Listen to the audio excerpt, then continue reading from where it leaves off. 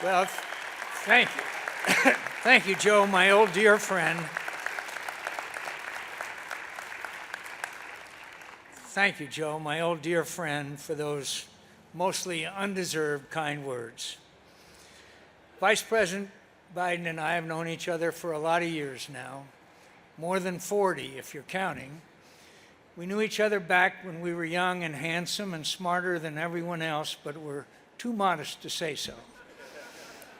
Joe was already a senator, and I was the Navy's liaison officer to the Senate. My duties included, as he mentioned earlier, escorting Senate delegations on overseas trips, and in that capacity I supervised the delegation's luggage, which could require now and again, when no one of lower rank was available for the job, that I carry someone else's bag. Once or twice, that turned out to be the young senator from Delaware. I've resented it ever since.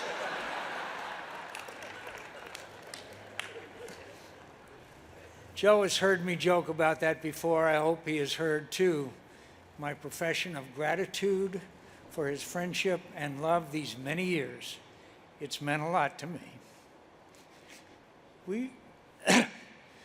We served in the Senate together for over 20 years during some eventful times as we passed from young men to the fossils who appear before you this evening. We didn't always agree on the issues. We often argued, sometimes passionately, but we believed in each other's patriotism and the sincerity of each other's convictions.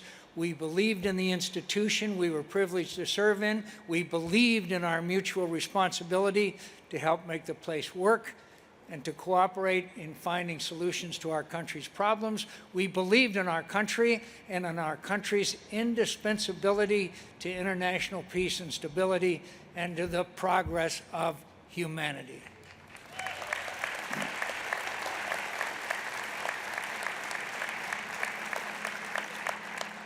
And through it all, whether we argued or agreed, Joe was good company. You all know he is good company. So thank you, old friend, for your company and your service to America. Thank you, too, to the National Constitution Center and everyone associated with it for this award. Thank you for that video and for all the too generous compliments paid to me this evening. I'm aware of the prestigious company the Liberty Medal places me in. I'm humbled by it, and I'll try my best not to prove too unworthy of it. Some years ago, I was present at an event where an earlier Liberty Medal recipient spoke about America's values and the sacrifices made for them. It was 1991, and I was attending the ceremony commemorating the 50th anniversary of the attack on Pearl Harbor. The World War II veteran, estimable patriot and good man, President George Herbert Walker Bush, gave a moving speech at the USS Arizona Memorial. I remember it very well. His voice was thick with emotion as he neared the end of his address. I imagine he was thinking not only of the brave Americans who lost their lives on December 7, 1941, but of the friends he had served with and lost in the Pacific, where he had been the Navy's youngest aviator. Look at the water here, clear and quiet, he directed. One day, what now seems another lifetime, it wrapped its arms around the finest sons any nation could ever have, and it carried them to a better world. He could barely get out the last line. May God bless them, and may God bless America, the most wondrous nation on earth. The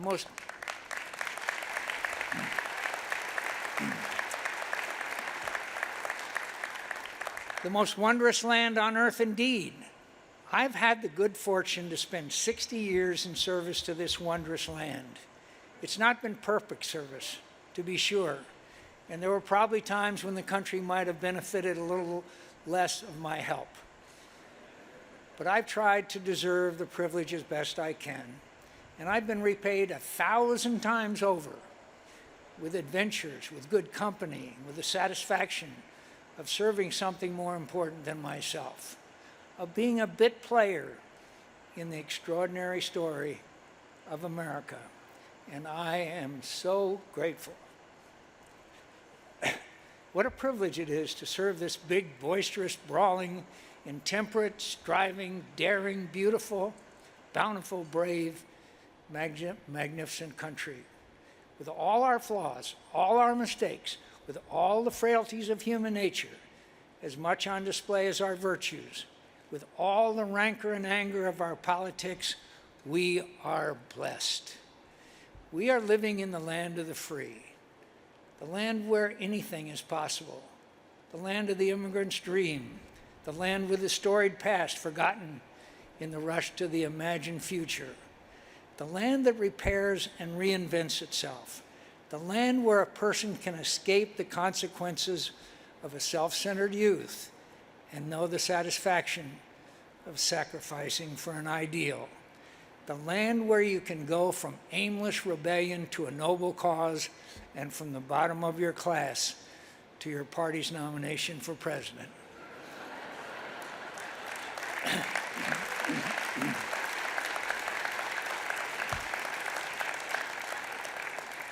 We are blessed, and we've been a blessing to humanity in turn.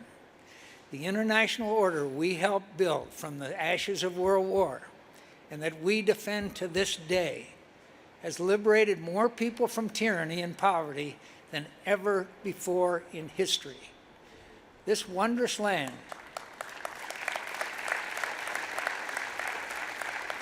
has shared its treasures and ideals and shed the blood of its finest patriots to help make another better world. And as we did so, we made our own civilization more just, freer, more accomplished, and prosperous than the America that existed when I watched my father go off to war on December 7th, 1941.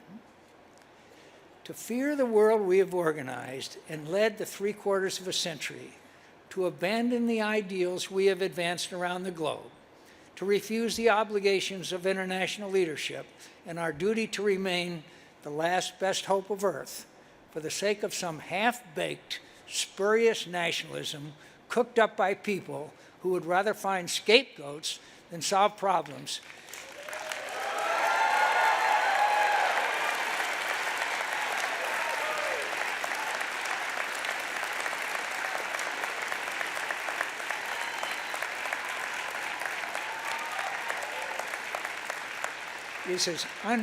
Is as unpatriotic as an attachment to any other tired dogma of the past that Americans consigned to the ash heap of history. We live in a land made of ideals, not blood and soil. We are the custodians of those ideals at home and their champion abroad. We've done great good in the world. That leadership has had its costs, but we have become incomparably powerful and wealthy as we did. We have a moral obligation to continue in our just cause, and we would bring more than shame on ourselves if we don't.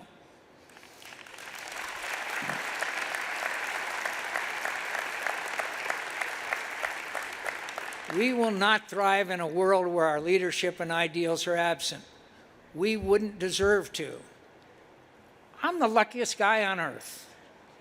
I have served America's cause, the cause of our security and the security of our friends, the cause of freedom and equal justice, all my adult life. I haven't always served it well. I haven't even always appreciated what I was serving. But among the few compensations of old age is the acuity of hindsight. I see now that I was part of something important that drew me along in its wake, even when I was diverted by other interests. I was, knowingly or not, along for the ride as America made the future better than the past. And I've enjoyed it, every single day of it, the good ones and the not so good ones. I've been inspired by the service of better patriots than me. I've seen Americans make sacrifices for our country and our causes and for people who were strangers to them, but for our common humanity. Sacrifices that were much harder than the service ever asked of me.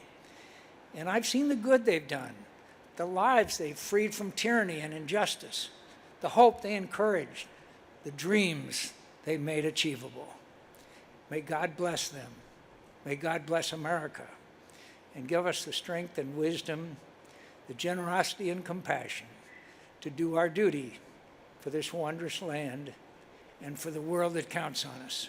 With all its suffering and danger, the world still looks to the example and leadership of America to become another better place. What greater cause could anyone ever serve? Thank you again for this honor. I'll treasure it.